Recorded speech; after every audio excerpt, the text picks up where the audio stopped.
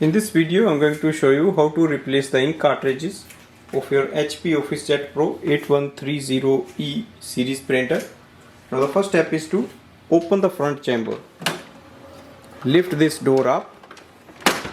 We get the access to our ink cartridges. Wait for them to move and come into its position. Now we can remove the old cartridges from here. Press this lock and take it out. It's very easy to remove and install the ink cartridges in this printer.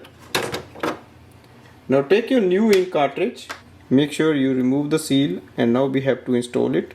So place it here like this. The front goes in and then push the back side down. Do it for all the 4 ink cartridges.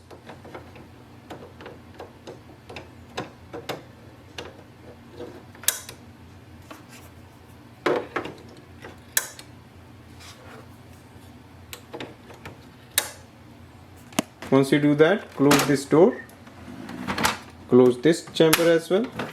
Now wait for the printer to recognize the ink cartridges. Wait for the printer to recognize the ink cartridges. To check the ink level, click on the menu, go to the supplies.